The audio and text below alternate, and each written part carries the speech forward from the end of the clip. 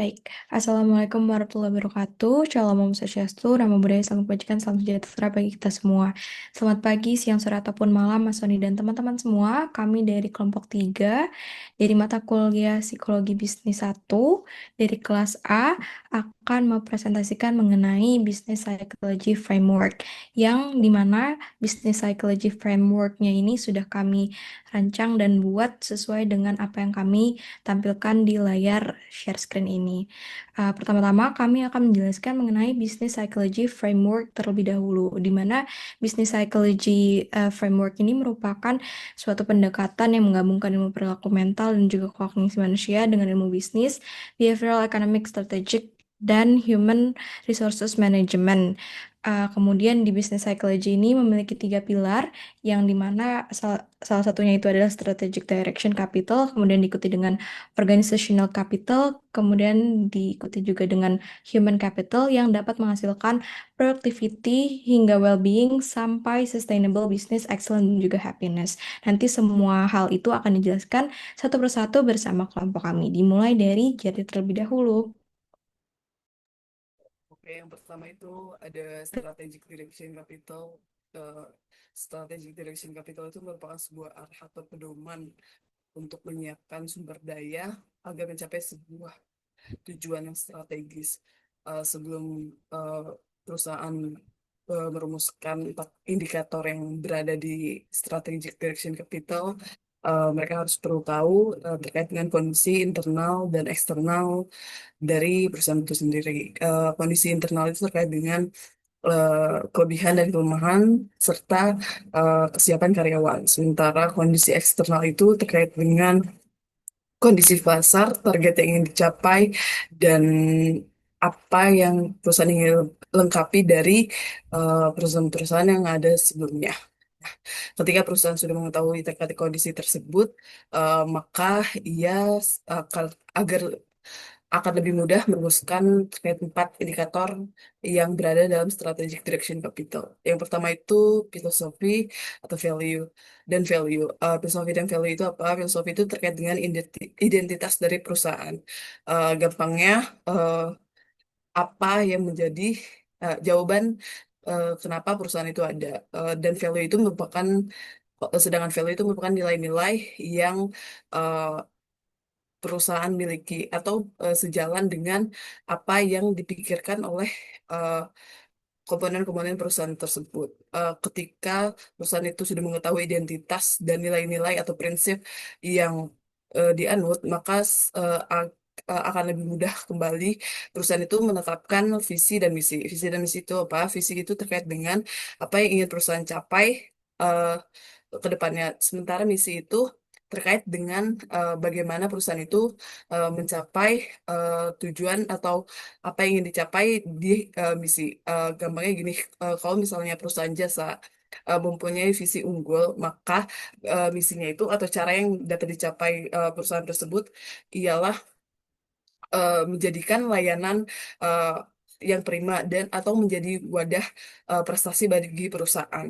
Setelah perusahaan sudah menetapkan identitas atau filosofi dan value, setelah itu visi dan misi, perusahaan juga bisa eh, melakukan terkait objektif target. Objektif dan target itu apa? Objektif itu jangka atau tujuan jangka waktu tercapainya sebuah tujuan. Sementara target itu terkait dengan evaluasi apa yang akan atau yang sudah dicapai perusahaan.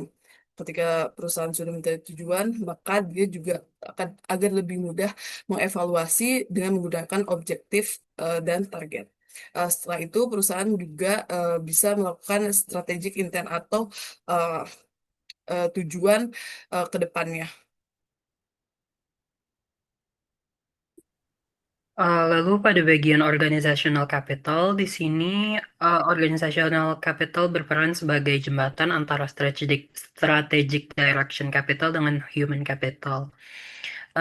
Jadi di sini konsepnya itu organisasi yang bisa cepat beradaptasi dengan perubahan dan juga lingkungan sekitar, maka akan dapat bertahan. Oleh karena itu, pada organizational capital ini akan dibahas pentingnya penyesuaian bisnis yang dilakukan oleh pemilik bisnis.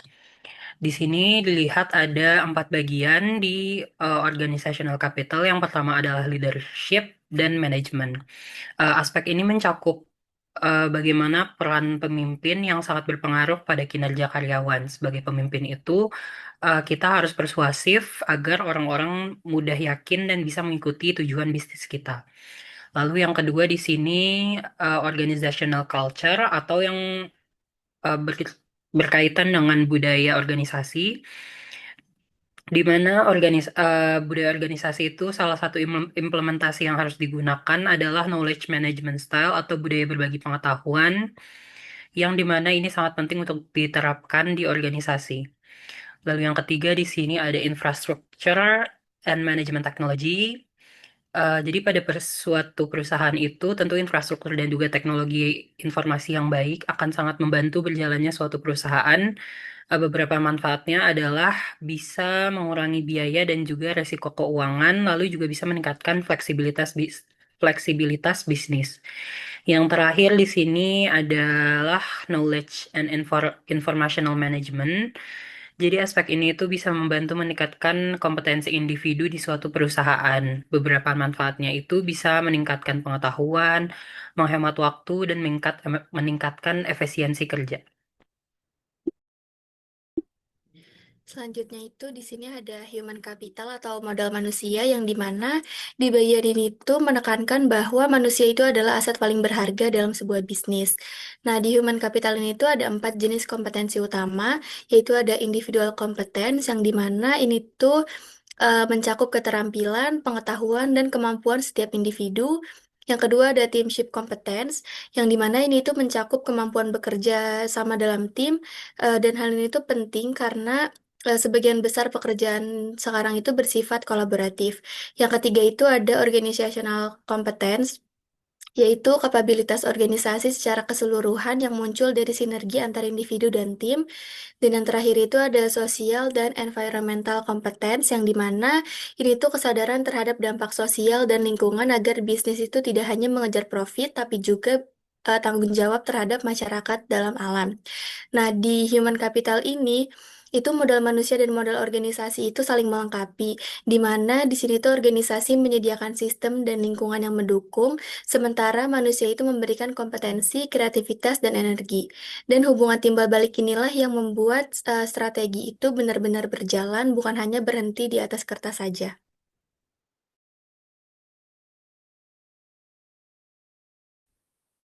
Selanjutnya ada Business Psychology Framework model 2019. Jadi, Business Psychology Framework model 2019 ini merupakan gabungan dari ketiga model utama yang sudah dijelaskan sebelumnya, yaitu ada Strategic Directed Capital, ada Organizational Capital, dan Human Capital. Jadi, ketiga model ini tuh saling berhubungan dan membentuk satu kesatuan model yang menjelaskan bagaimana prinsip psikologi diterapkan dalam dunia bisnis untuk mencapai hasil yang maksimal. Jadi model 2019 ini menekankan dua hasil utama yang ingin dicapai oleh organisasi, yaitu ada productivity dan psychological well-being. Yang pertama itu ada productivity. Jadi bagian ini tuh menggambarkan bagaimana efektivitas kerja, efisiensi, dan kinerja perusahaan bisa tercapai melalui penerapan strategi yang tepat, budaya organisasi yang kuat, dan sumber daya manusia yang kompeten. Ketika arah perusahaan jelas, kepemimpinan berjalan efektif, dan kerjasama tim solid, maka produktivitas akan meningkat. Jadi, productivity itu menunjukkan hasil nyata dari kerja individu, tim, dan organisasi yang selaras dengan visi perusahaan. Selanjutnya ada psychological well-being. Jadi selain produktivitas, model ini juga menekankan pentingnya kesejahteraan psikologis karyawannya. Jadi artinya perusahaan tidak hanya berfokus pada hasil kerja atau target bisnis saja, tetapi untuk memperhatikan bagaimana kondisi mental dan emosional karyawannya. Ketika karyawan merasa dihargai, didukung, dan bahagia di tempat kerja, maka mereka akan bekerja dengan lebih semangat dan loyal.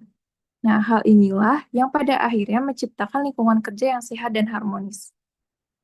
Jadi hubungan keduanya adalah perusahaan yang produktif biasanya memiliki karyawan yang bahagia dan karyawan yang bahagia akan mendorong produktivitas yang lebih tinggi. Jadi keduanya menjadi kunci utama dalam menciptakan hasil bisnis yang berkelanjutan menuju sustainable business excellence dan happiness. Selanjutnya ada external forces, yaitu pada bagian ini tuh menjelaskan tentang faktor-faktor di luar organisasi yang bisa memengaruhi hasil bisnis. Contohnya itu seperti persaingan pasar yang ketat, kondisi ekonomi, dan tren teknologi yang terus berubah. Perusahaan tidak bisa mengendalikan faktor-faktor ini, tapi harus mampu beradaptasi dan menyesuaikan strategi supaya tetap bisa bertahan dan unggul di tengah perubahan. Selanjutnya ada business result. Business result ini itu adalah hasil dari seluruh proses dan modal yang dimiliki perusahaan, dari mulai strategi direction capital, organisasional capital, dan human capital yang semuanya sudah terpengaruh oleh faktor eksternal tadi. Ini juga pada bisnis result ini juga menggambarkan seberapa baik perusahaan mencapai tujuannya, baik dari sisi produktivitas maupun psychological well-being, yang dimana itu hasil bisnis ini tuh bukan hanya diukur dari keuntungan, tapi juga dari bagaimana perusahaan menjaga keseimbangan antara kinerja yang tinggi dan kebahagiaan orang-orang di dalamnya. Selanjutnya ada sustainable business. Ini tuh perusahaan yang mampu mencapai kinerja unggul secara terus-menerus. Jadi bukan hanya sukses sesaat, tapi bisa bertahan dalam jangka panjang dengan tetap memperhatikan aspek ekonomi, sosial, dan lingkungan. Contohnya itu perusahaan yang inovatif, peduli lingkungan, dan selalu mengembangkan kemampuan karyawannya. Yang terakhir ada happiness.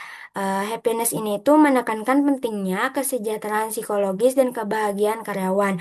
Karyawan yang bahagia akan lebih produktif, lebih loyal, dan ikut berkontribusi pada keberhasilan perusahaan. Kebahagiaan ini tuh bisa muncul dari lingkungan kerja yang nyaman, hubungan antar rekan kerja yang positif, serta kepemimpinan yang menghargai setiap individu. Baik, sekian pemaparan Business Psychology Framework dari kelompok kami, yang dimana secara garis besar Business Psychology Framework ini digunakan sebagai kerangka kerja yang komprehensif untuk memahami, mengelola, serta meningkatkan berbagai aspek dalam organisasi ataupun industri. Kurang lebihnya, sekian yang dapat kelompok kami sampaikan.